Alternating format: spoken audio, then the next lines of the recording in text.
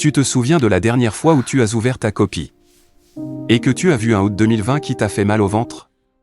Tu t'es peut-être dit: je suis nul, j'ai pas de mémoire, les autres sont plus intelligents que moi. Laisse-moi te dire une chose très claire. Ce n'est pas vrai. Tu n'es pas nul.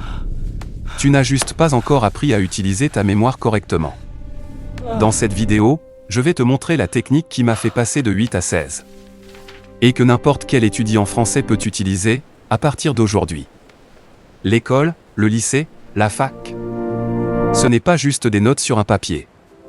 C'est ce qui peut te permettre de choisir le métier que tu veux.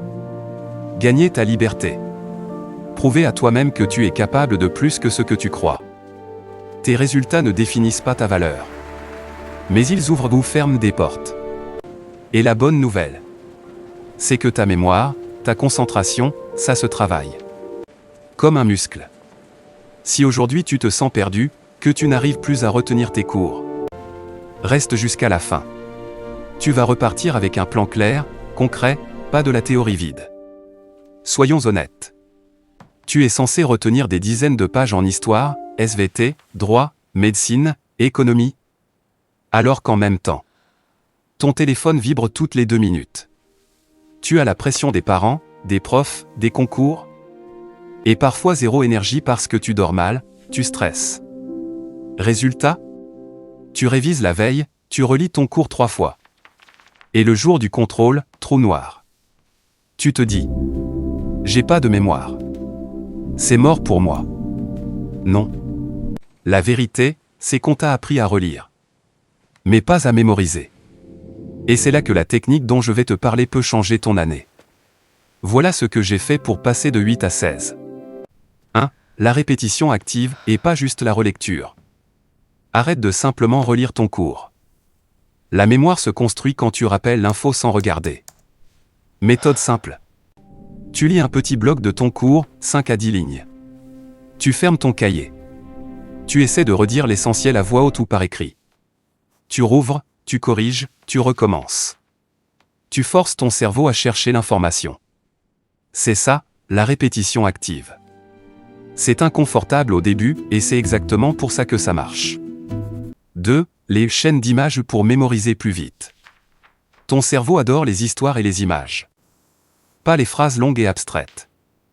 Au lieu d'apprendre une liste sèche, tu transformes chaque idée en images bizarres, et tu les relis entre elles. Exemple très simple. Tu dois retenir 3 notions. Révolution, liberté, constitution. Tu peux te créer dans ta tête une mini-scène. Tu imagines une énorme explosion, révolution, qui fait tomber des chaînes, liberté. Puis un gros livre doré qui tombe du ciel, constitution, et s'ouvre tout seul. C'est ridicule? Oui.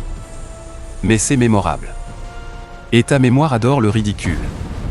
Plus c'est exagéré, plus c'est facile à retenir. C'est comme ça que je suis passé de « je retiens rien » à « je retiens presque tout ». Maintenant, comment tu peux l'utiliser dès ce soir sur TES matière? Choisis un petit morceau de cours. 10 à 15 lignes, pas plus. Par exemple, un paragraphe en histoire, une définition en philo, un article de droit. Transforme-le en points clés. 3 à 5 idées principales maximum. Écris-les sur une feuille. Crée une image pour chaque idée. Une image bizarre, exagérée, drôle ou choquante. Relis-les entre elles dans une mini-histoire dans ta tête. Ferme ton cours et raconte l'histoire. À voix haute, comme si tu racontais un film à un pote. Puis reviens au texte original pour vérifier. Répète le lendemain, puis 3 jours après, puis une semaine après. Ce sont des rappels espacés, 24 heures, 3 jours, 7 jours. À chaque fois, tu racontes l'histoire sans regarder le cours, puis tu vérifies. Si tu fais ça sérieusement sur quelques chapitres clés, tu vas voir la différence sur tes contrôles. Un exemple? Un ami à moi en terminale avait 8 de moyenne en histoire géo. Il lisait, relisait, mais le jour du DS, il bloquait. On a travaillé ensemble. Il a transformé ses chapitres en histoire d'images. Il a utilisé la répétition active et les rappels espacés. Premier contrôle suivant, décembre 2020. Puis 14. Au bac, il a eu 16, alors que 6 mois avant il pensait juste l'assurer la moyenne. Il n'a pas changé de cerveau. Il a changé de méthode. Et toi, tu peux faire exactement la même chose. Souviens-toi de ça. Tu n'es pas mauvais en mémoire. Tu étais mal entraîné. Avec la bonne technique, tu peux passer, toi aussi, de 8 à 16. Alors voilà ce que je te propose. Ce soir, avant de dormir, choisis un seul paragraphe de ton cours. Et applique exactement la méthode qu'on vient de voir. Répétition active plus chaîne d'images plus rappel demain. Dis-moi en commentaire dans quelle matière tu vas tester cette technique. Histoire, SVT, droit, médecine, philo, éco. Je lirai vos messages et je répondrai à un maximum d'entre vous.